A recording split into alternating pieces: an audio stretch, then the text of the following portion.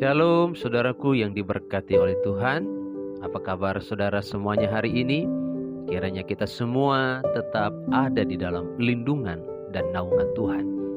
Hari ini kita akan kembali merenungkan firman Tuhan. Sebelumnya mari kita akan berdoa.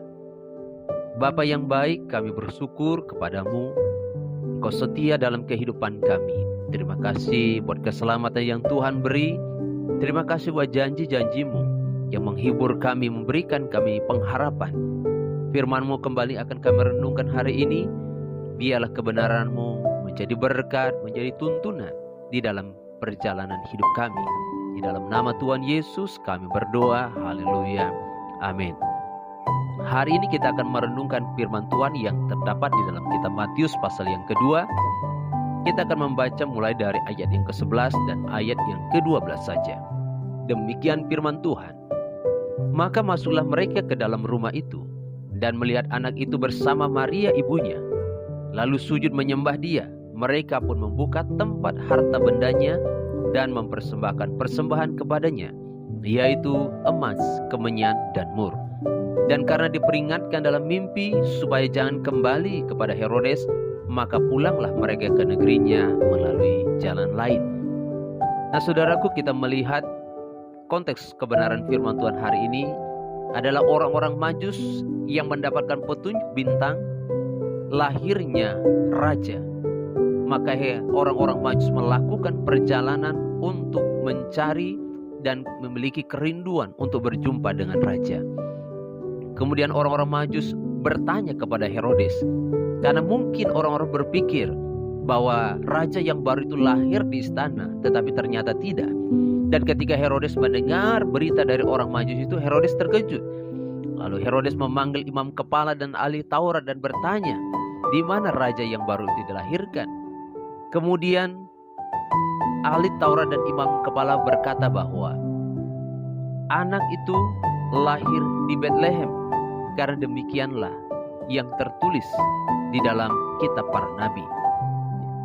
Kemudian Herodes memanggil orang-orang Majus, memerintahkan untuk menyelidiki dengan seksama hal-hal mengenai anak itu. Dan kalau sudah menemukan dia, orang Majus diperintahkan untuk mengabari Herodes, supaya Herodes datang untuk menyembah dia katanya. Tetapi ternyata kita tahu bahwa Herodes memiliki niat jahat kepada Yesus, raja yang baru lahir itu. Setelah orang-orang Majus itu berjumpa dengan bayi Yesus, kemudian mereka masuk ke rumah itu, menyembah Yesus, mempersembahkan persembahan mereka, emas, kemenyan, dan mur. Kemudian mereka mau pulang. Tetapi ketika mereka mau pulang, kita melihat di dalam ayat yang ke-12, mereka diperingatkan dalam mimpi supaya jangan kembali kepada Herodes. Maka pulanglah mereka ke negerinya melalui jalan lain. Nah, hari ini kita akan mengambil tema tentang perubahan jalan hidup. Saya dan saudara bukan hanya sekedar percaya, bukan hanya sekedar beriman, tetapi kita juga perlu ada perubahan di dalam kehidupan kita. Dulu kita belum percaya, tentu dengan segala kebiasaan, tingkah laku, perbuatan kita. Tetapi setelah kita percaya kepada Tuhan Yesus, harus ada perubahan. Hidup kita harus berbeda. Hidup kita tidak sama lagi. Nah, hari ini kita akan belajar melalui kisah orang Majus ini, bagaimana kita bisa mengubah jalan hidup kita. Kalau orang-orang Majus, dia hanya mengubah rute jalan mereka kembali pulang. Tetapi hari ini saya dan saudara yang percaya kepada Yesus, kita perlu mengubah jalan hidup kita, mengubah kebiasaan kita, mengubah karakter kita, mengubah arah hidup kita, supaya tidak sama lagi seperti waktu kita belum sungguh-sungguh percaya kepada Yesus. Nah, bagaimana kita bisa mengalami perubahan itu? Yang pertama, kita belajar dari orang Majus ini. Orang-orang Majus akhirnya kembali pulang setelah dia berjumpa dengan Tuhan. Saya percaya bahwa orang Majus tidak akan pulang kalau dia belum berjumpa dengan Tuhan. Kalau belum berjumpa dengan Yesus, mereka mau pulang, niat pulang setelah berjumpa dengan Tuhan. Nah, ini suatu gambaran juga dalam kehidupan kita bahwa perubahan yang benar, perubahan yang sungguh-sungguh itu bisa dimulai ketika kita benar-benar mengalami perjumpaan dengan Tuhan secara pribadi. Jadi kita tidak hanya mendengar tentang Tuhan, mendapatkan informasi tentang Tuhan, tetapi saya dan saudara harus benar-benar mengalami realita Tuhan itu secara pribadi. Mengalami kehadiran Tuhan di dalam kehidupan kita secara pribadi. Dengan jalan bagaimana? Ya, kita percaya, menerima Dia, mengundang Dia untuk datang dalam kehidupan kita secara pribadi, untuk masuk dalam kehidupan secara pribadi, dan kita pun menerima keputusan, mengambil keputusan untuk mau menjadikan Tuhan itu sebagai Tuhan dan Juru Selamat kita, sebagai Raja di dalam kehidupan kita. Jadi kita perlu mengenal, kita perlu mengalami, kita perlu berjumpa dengan Tuhan secara pribadi. Itulah awal mula, titik balik daripada perubahan jalan hidup kita. Nah, ada banyak orang Kristen yang kadang kalau sudah sekian lama percaya Yesus, beragama Kristen, belum tentu hidupnya berubah. Mungkin dia berhasil menjadi pengikut gereja, mungkin dia berhasil menjadi pengikut agama, tetapi dia belum berhasil menjadi pengikut Kristus yang benar. Kenapa? Karena dia belum benar-benar mengalami Tuhan secara pribadi. Ini yang pertama. Orang-orang Majus kembali pulang setelah dia berjumpa dengan Tuhan.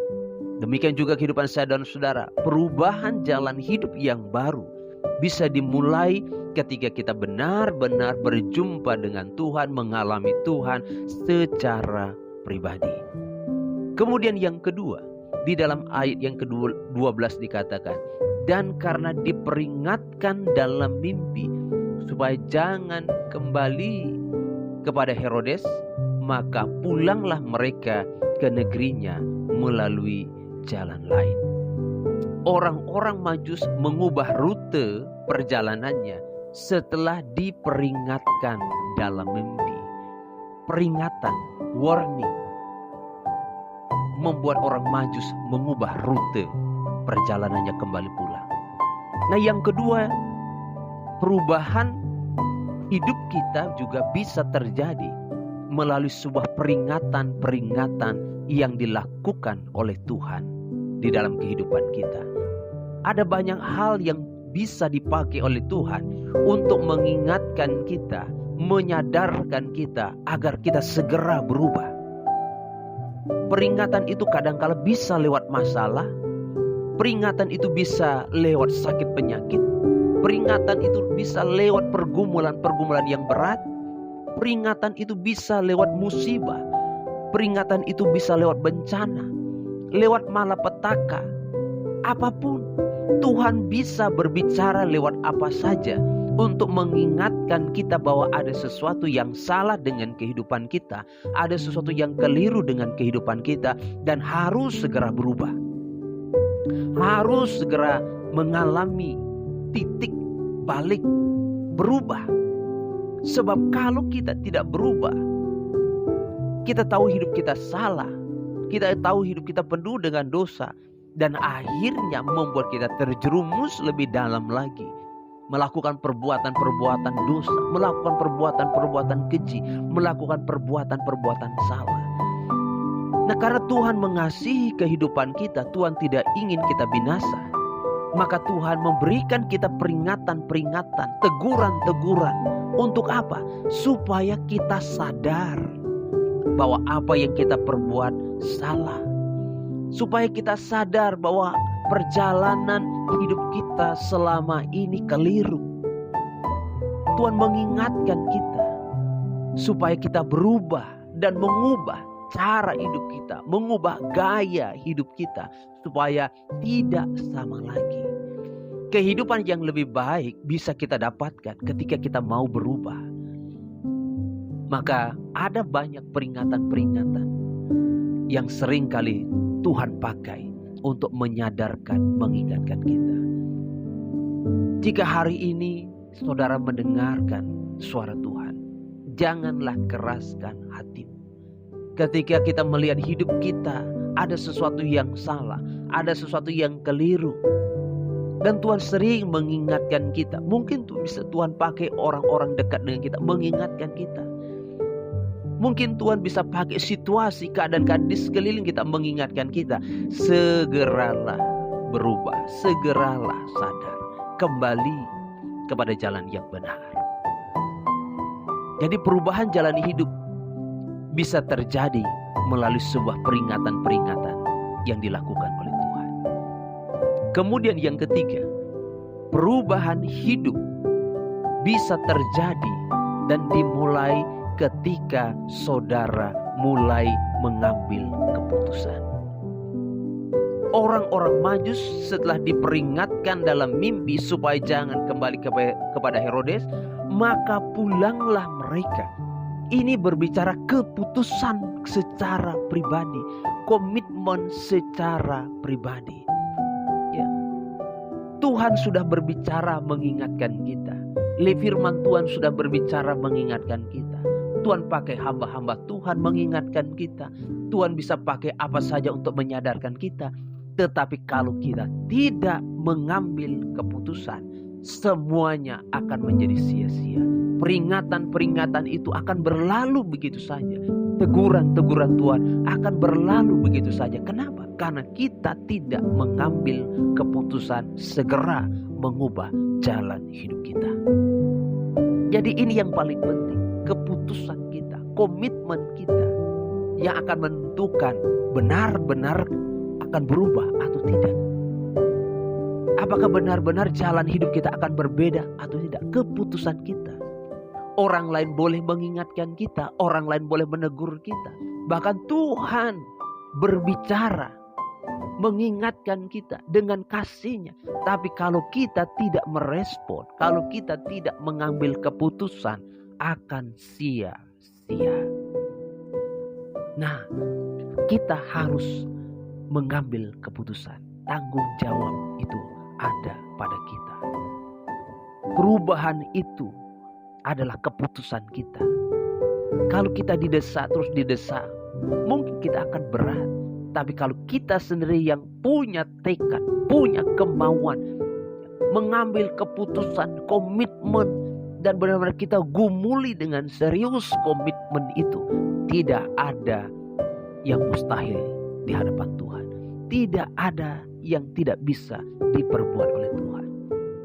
Ada banyak tokoh-tokoh Alkitab, hamba-hamba Tuhan yang memiliki masa lalu yang buruk, jalan hidup yang keliru, jalan hidup yang gelap. Tetapi mereka sadar, kenapa? Mereka mengambil keputusan. Mereka mengambil komitmen. Dimulai dari diri sendiri. Nah, jadi saudaraku yang kasih dalam Tuhan, Tuhan merindukan, kita semua merindukan bahwa jalan hidup kita akan berbeda. Menuju ke arah yang lebih baik. Menuju masa depan yang lebih cemerlang. Menuju kepada kehidupan yang lebih baik. Yang lebih membahagiakan. Perjalanan hidup menuju ke arah yang berkenan di hadapan Tuhan. Kiranya Tuhan menolong kita semuanya. Tuhan Yesus memberkati. Mari kita berdoa. Bapa, kami bersyukur untuk firman-Mu. Seringkali perjalanan hidup kami melawan dan bertentangan dengan kehendak-Mu. Kadangkala kami diseret oleh arus dunia, mengikuti arus dunia. Tetapi kasih-Mu luar biasa, memanggil, memilih kami agar kami bisa berbeda dengan dunia ini. Dunia ini sedang menuju kepada kebinasaan. Tuhan memanggil, memilih kami supaya kami tidak ikut binasa. Oleh karena itu, tolonglah kami agar perjalanan hidup kami bisa berbeda. perjalanan hidup kami bisa berubah. Biarlah kami belajar untuk mengenal Tuhan, berjumpa dengan Tuhan setiap hari, melalui doa-doa kami, melalui perenungan-perenungan kami secara pribadi dengan Tuhan. Kami boleh mengalami Tuhan secara pribadi. Dan terima kasih untuk setiap peringatan-peringatan yang mengingatkan kami, menyadarkan kami bahwa ada sesuatu yang salah, ada sesuatu yang harus kami perbaiki. Dan biarlah kami memperhatikan setiap peringatan itu. Dan terlebih lagi, berikan kami kekuatan untuk kami mengambil keputusan itu Tuhan. Untuk kami mengambil komitmen itu Tuhan.